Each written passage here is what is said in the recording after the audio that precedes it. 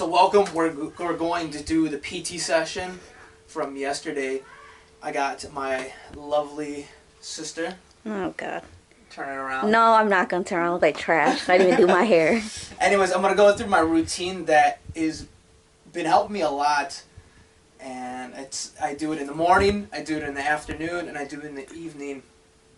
But if you want to bring it closer, Gato, I got these Rester Choices pack. And they're ice packs, but they're also heating pads. I got them on Amazon for like less than 20 bones. So I usually heat this up, put it over my leg, and it feels phenomenal. It warms up the joints, it warms up the ligaments, and the muscles before I go on the cat machine. I'm not going to use the machine itself just because I'm kind of making a summary of what I've been doing for the PT that's been helping me gain more extension and flexion. So I would do this about an hour, 2 hours or so, and my leg will start feeling all warmed up and ready for the more strenuous activities. Next kind of favorite activities with the leg itself to kind of help it break that stiffness. And you just got to use the towel. I usually use a towel that I use for the heat section. And I learned this. I learned this from the PT. His name was Kevin, and I was telling him about my stiffness in my leg. And you're going to have this on full extension as high as you can, and then you just want to slowly have your leg stiff out, and then you just want that foot to kind of fall by itself and using gravity. And you can start manipulating the angles of your leg, so you could go a little bit lower to maybe like a 45-ish, and you're going to let gravity kind of push it down. Because realistically right now, I am not using any muscles to keep that leg up, versus if I was doing this, I would be. This, my leg is just that stiff. So that being said, I would do sessions until my leg starts slowly falling, and then I'm going to work on different angles to manipulate the gravity. We're going to the next session that I do. You're going to do leg lifts, and with doing that, you keep your good leg onto the platform that you're using.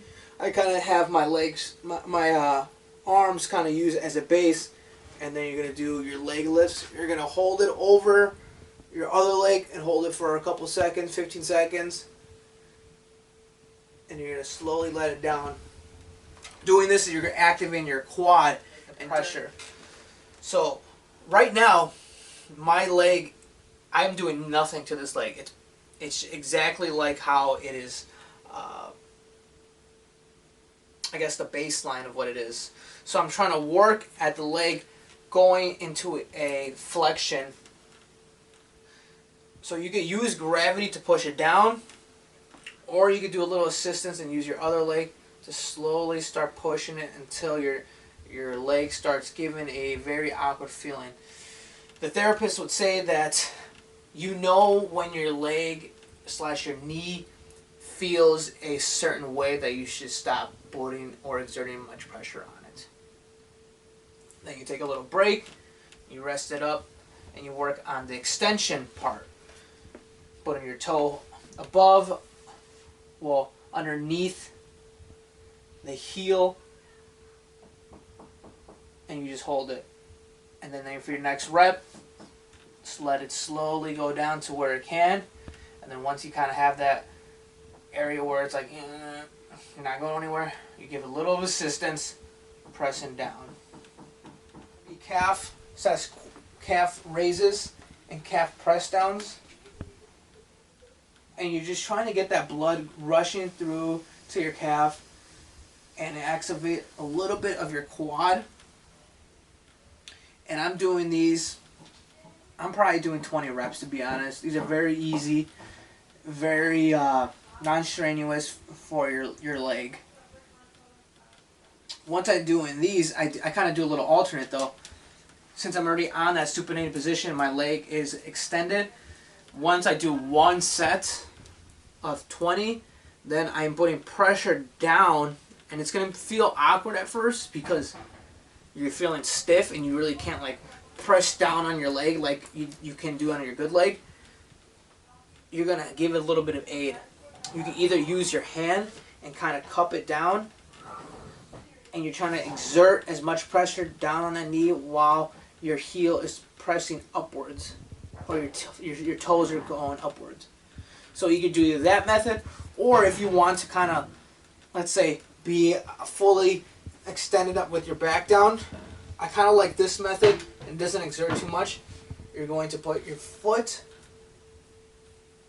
on your knee and just slowly press down. Let it relax. Let your body relax a little bit. Quad sets, I prefer something underneath my hamstring, and you can kind of tell when you start pressing down and lifting your toes up. You can start seeing. I don't know if you want to kind of zoom in on the quad. You can start seeing more of your quad being activated, and if you could tell in the first week, my activation, my quad was not existing. You're doing these simple, and you're just holding on the toes. Really nice form. Also going to bridge upwards and downwards. You press up, and you're going to hold, and you can see your quad being activated, and you're just going to release. Hold and release. You can hear Mom and Bo screeching at each other. And these really do feel good on your quad, and activating your quad is going to be a big deal to do your first and second week. And your arms, you're having your opposite strong leg upwards on that 90 degree, and then you're slowly raising your leg upwards. These are really tough on week 1, and you can kind of tell like on week 2 itself, it's tough. My muscles are twitching. I'm not getting that much range of motion. And you're just slowly sliding back. Upward in. Hold in. And slide. I do love to incorporate these, but depending on your situation, how you are, for like week 2, maybe it's a good aspect to use. You utilize these a lot during PT and for baseline, so do as you please. Do what your body tells you to do. And lastly, trust the process. It does suck. I was very aggravated week 2. I did not want to. You can tell my sister. I was agitated a lot because I wasn't seeing the progress for the amount of work I've been putting in. Lastly, I would take my ice pack, take my towel, wrap it around the wound, aka the knee. This is boring. Huh? This is boring. You're icing it on top, and then you're icing it. How rude. You're icing on the bottom, and you're gonna ice it on the top. You said ice on top and bottom. He has another one of those, so. Yeah, and it's a really good method. You do 15 minutes, and that kind of eases down the muscle. And that's pretty much it.